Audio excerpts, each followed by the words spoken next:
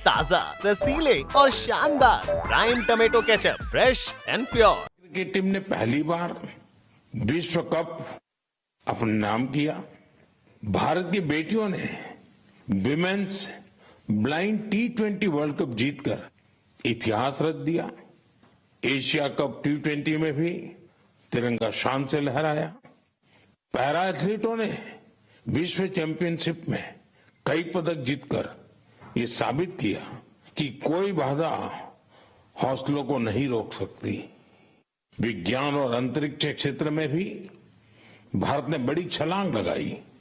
शुभांशु शुक्ला पहले भारतीय बने जो इंटरनेशनल स्पेस स्टेशन तक पहुंचे।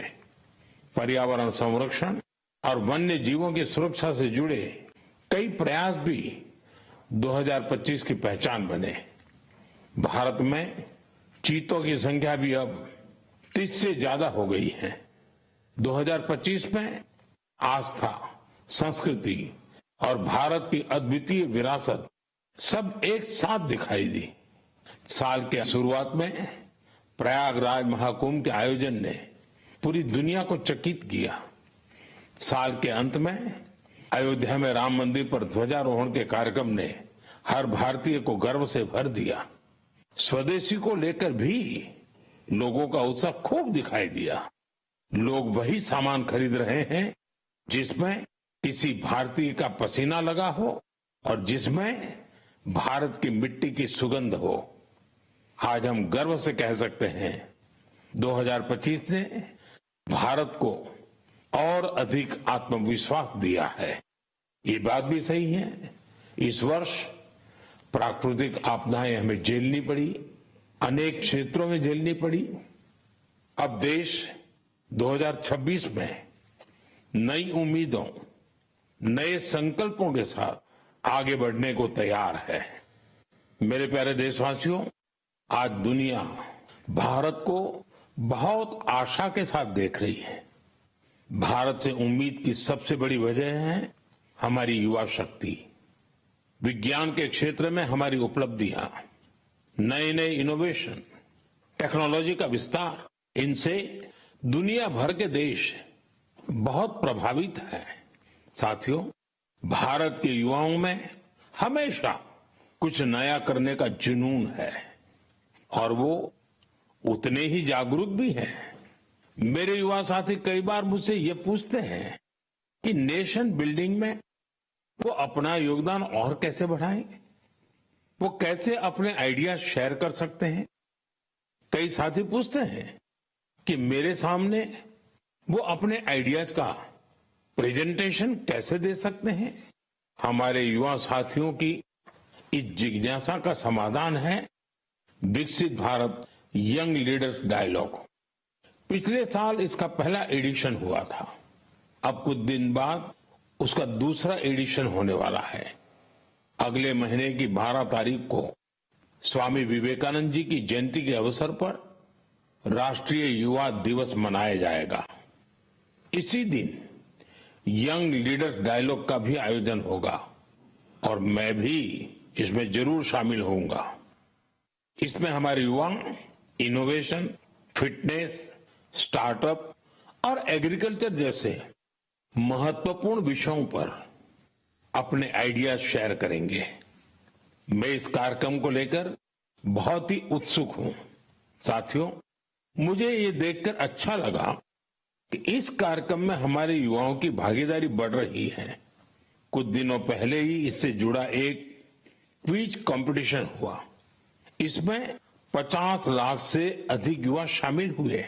एक निबंध प्रतियोगिता भी हुई जिसमें स्टूडेंट्स ने विभिन्न विषयों पर अपनी बातें रखी। इस प्रतियोगिता में तमिलनाडु पहले और उत्तर प्रदेश दूसरे स्थान पर रहा। साथियों, आज देश के भीतर युवाओं को प्रतिभा दिखाने के नए नए अवसर मिल रहे हैं।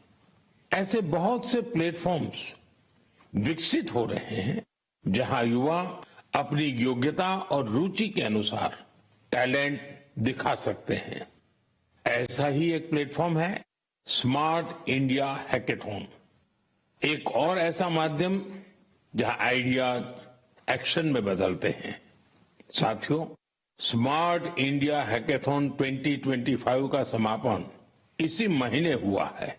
इस हैकेथॉन के दौरान 80 से अधिक सरकारी विभागों की 270 से ज्यादा समस्याओं पर स्टूडेंट्स ने काम किया। स्टूडेंट्स ने ऐसे सॉल्यूशन दिए जो रियल लाइफ चैलेंजेस से जुड़े थे, जैसे ट्रैफिक की समस्या है, इसे लेकर युवाओं ने स्मार्ट ट्रैफिक मैनेजमेंट से जुड़े बहुत ही इंटरेस्टिंग पर्सपेक्टिव शेयर किए। फाइनेंशियल फ्रॉड्स और डिजिटल एरेस जैसी चुनौतियों के समाधान पर भी युवाओं ने अपने आइडियाज सामने रखे। गांवों में डिजिटल बैंकिंग के लिए साइबर सिक्योरिटी फ्रेमवर्क पर सुझाव दिया। कई युवा एग्रीकल्चर सेक्टर की चुनौतियों के समाधान में जुटे रहे। साथियों, पिछले 7-8 साल में स्मार्ट इंडिया हैकेथॉन में 13 लाख से ज्यादा स्टूडेंट्स और 6,000 से ज्यादा इंस्टीट्यूट्स हिस्सा ले चुके हैं। युवाओं ने सैकड़ों प्रॉब्लम्स के सटीक सॉल्यूशंस भी दिए हैं। इस तरह के हैकेथॉन्स का आयोजन समय समय पर होता रहता है। मेरा अपने युवा साथियों से आग्रह है कि वे इन हैकेथॉन्स का हिस्सा जरूर बने। साथियों, आज का जीवन टेक ड्रिवन होता जा रहा है और जो परिवर्तन सदियों में आते थे, वो बदलाव हम कुछ वर्षों में होते देख रहे हैं। कई बार तो कुछ लोग चिंता जताते हैं कि रोबोट्स कहीं मनुष्य को ही ना रिप्लेस कर दें। ऐसे बदलते समय में ह्यूमन डेवलपमेंट के लिए अपनी जड़ों से जुड़े रहना बहुत जरूरी है। मुझे ये देखकर बहुत खुशी होती है कि हमारी अगली पीढ़ी अपनी संस्कृति की जड़ों को अच्छी तरह थाम रही है। नई सोच के साथ, नए तरीकों के साथ। साथियों, आपने इंडियन इंस्टीट्यूट ऑफ साइंस, उसका नाम तो जरूर सुना होगा। रिसर्च और इनोवेशन इस संस्थान की पहचान है। कुछ साल पहले वहां के कुछ छात्रों ने महसूस किया कि पढ़ाई और रिसर्च के बीच संगीत के लिए भी जगह होनी चाहिए। बस यहीं से एक छोटी सी म्यूजिक क्लास शुरू हुई। न बड़ा मंच, न कोई बड़ा बजट। धीरे धीरे ये पहल बढ़ती गई और आज इसे हम गीतांजलि IISC के नाम से जानते हैं। यह अब सिर्फ एक क्लास नहीं, कैंपस का सांस्कृतिक केंद्र है। यहाँ हिंदुस्तानी शास्त्रीय संगीत है, लोक परंपराएं हैं, शास्त्रीय विधाएं हैं। छात्र यहाँ साथ बैठकर रियाज करते हैं, प्रोफेसर साथ बैठते हैं, उनके परिवार भी जुड़ते हैं। आज 200 से ज्यादा लोग इससे जुड़े हैं और खास बात ये कि जो विदेश चले गए वो भी ऑनलाइन जुड़कर इस ग्रुप की डोर थामे हुए हैं। साथियों, अपनी जड़ों से जुड़े रहने के ये प्रयास सिर्फ भारत तक सीमित नहीं है। दुनिया के अलग अलग कोनों और वहां बसे भारतीय भी अपनी भूमिका निभा रहे हैं। एक और उदाहरण जो हमें देश से बाहर ले जाता है, ये जगह है दुबई। वहां रहने वाले कन्नड़ा परिवारों ने खुद से एक जरूरी सवाल पूछा। हमारे बच्चे टेक वर्ल्ड में आगे तो बढ़ रहे हैं, लेकिन कहीं वो अपनी भाषा से दूर तो नहीं हो रहे हैं। यहीं से जन्म हुआ कन्नड़ा पाठशाले का, एक ऐसा प्रयास जहां बच्चों को कन्नड़ा पढ़ना, सीखना, लिखना और बोलना सिखाया जाता है। आज इससे 1000 से ज्यादा बच्चे जुड़े हैं। वाकई कन्नड़ा नाडु नुडी नम्मा हेम्मे, कन्नड़ा की भूमि और भाषा हमारा गर्व है। साथियों, एक पुरानी कहावत है, जहां चाह वहां राह। इस कहावत को फिर से सच कर दिखाया है मणिपुर के एक युवा मोइरांग थेम सेठ जी ने। उनकी उम्र 40 साल से भी कम है। श्रीमान मोरांगथेम जी मणिपुर के जिस दूर सुदूर क्षेत्र में रहते थे, वहां बिजली की बड़ी समस्या थी। इस चुनौती से निपटने के लिए उन्होंने लोकल सॉल्यूशन पर जोर दिया और उन्हें ये सॉल्यूशन मिला सोलर पावर में।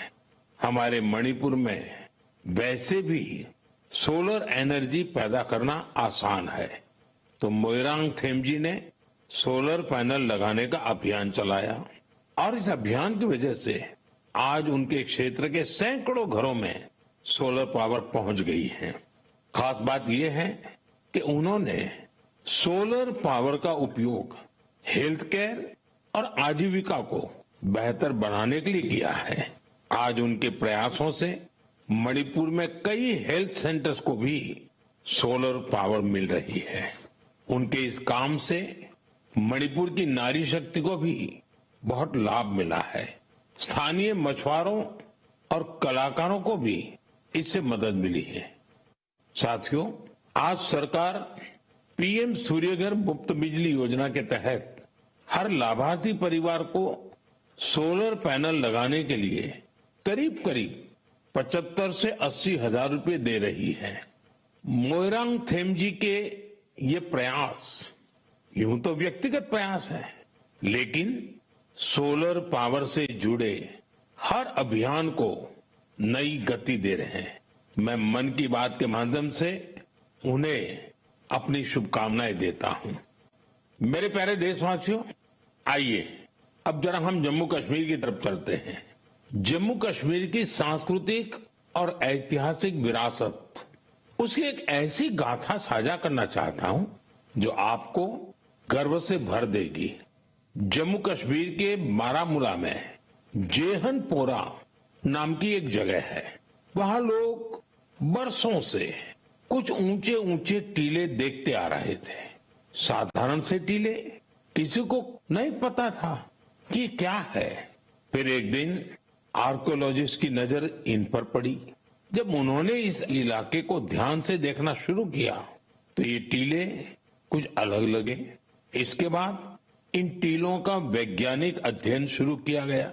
ड्रोन के जरिए ऊपर से तस्वीरें ली गई, जमीन की मैपिंग की गई और फिर कुछ हैरान करने वाली बातें सामने आने लगी। पता चला ये टीले प्राकृतिक नहीं है, ये इंसान द्वारा बनाई गई किसी बड़ी इमारत के अवशेष है। इसी दौरान एक और दिलचस्प कड़ी जुड़ी। कश्मीर से हजारों किलोमीटर दूर फ्रांस के एक म्यूजियम के आर्काइव में एक पुराना धुंधला सा चित्र मिला। बारामूला के उस चित्र में 3 बौद्ध स्तूप नजर आ रहे थे। यहीं से समय ने करवट ली और कश्मीर का एक गौरवशाली अतीत हमारे सामने आया। ये करीब 2000 साल पुराना इतिहास है। कश्मीर के जहनपोरा का ये बौद्ध परिसर हमें याद दिलाता है कश्मीर का अतीत क्या था, उसकी पहचान कितनी समृद्ध थी। मेरे प्यारे देशवासियों, अब मैं आपसे भारत से हजारों किलोमीटर दूर एक ऐसे प्रयास की बात करना चाहता हूं जो दिल को छू लेने वाला है। फिजी में भारतीय भाषा और संस्कृति के प्रसार के लिए एक सराहनीय पहल हो रही है। वहां की नई पीढ़ी को तमिल भाषा से जोड़ने के लिए कई स्तरों पर लगातार प्रयास किए जा रहे हैं। पिछले महीने फिजी के राकी इलाके में वहां के एक स्कूल में पहली बार तमिल दिवस मनाया गया। उस दिन बच्चों को एक ऐसा मंच मिला जहां उन्होंने अपनी भाषा पर खुले दिल से गौरव व्यक्त किया। बच्चों ने तमिल में कविताएं सुनाई, भाषण दिए और अपनी संस्कृति को पूरे आत्मविश्वास के साथ मंच पर उतारा। साथियों, देश के भीतर भी तमिल भाषा के प्रचार के लिए लगातार काम हो रहा है। कुछ दिन पहले ही मेरे संसदीय क्षेत्र काशी में 4था काशी तमिल संगमम हुआ। अब मैं आपको एक ऑडियो क्लिप सुनाने जा रहा हूं। आप सुनिए और अंदाजा लगाइए तमिल बोलने की कोशिश कर रहे ये बच्चे कहाँ के हैं। வணக்கம் భారత్ और संघ तल ओरे भारतम उन्नत भारतम नैरत्तपट्ट काशी तमिल संगमम 4 पॉइंट तमिल करपोमु ನಾನು ರೋಮ್ ಕಾರ್ಕೆ ಉದಾಹರಣಕ್ಕೆ ಏನು ತಮಿಳಿಲ್ ಇಂಟ್ರೊಡಕ್ಷನ್ काशी ओडू भूमिल नानु पायल पटेल और सुकिन्स इंटर कॉलेज की मानवी अनेवरकुम येन वणक्कम। साथियों, आपको जानकर हैरानी होगी तमिल भाषा में इतनी सहजता से अपनी बात रखने वाले ये बच्चे काशी के हैं, वाराणसी के हैं। इनकी मातृभाषा हिंदी है, लेकिन तमिल भाषा के प्रति लगाव ने इन्हें तमिल सीखने के लिए प्रेरित किया है। इस साल वाराणसी में काशी तमिल संगमम के दौरान तमिल सीखने पर खास जोर दिया गया था।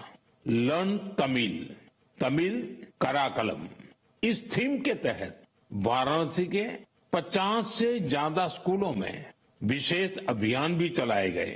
इसी का नतीजा हमें इस ऑडियो क्लिप में सुनाई देता है।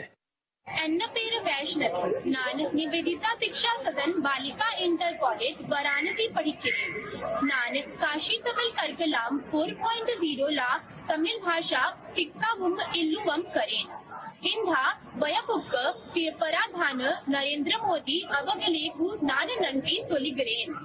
साथियों, तमिल भाषा दुनिया की सबसे प्राचीन भाषा है। तमिल साहित्य भी अत्यंत समृद्ध। अच्छे टमाटर होंगे पार, दागदार हो गए बाहर, ज्यादा पकने वालों की हो गई हार। ताजा रसीले प्राइम का दावेदार prime tomato ketchup, fresh and pure.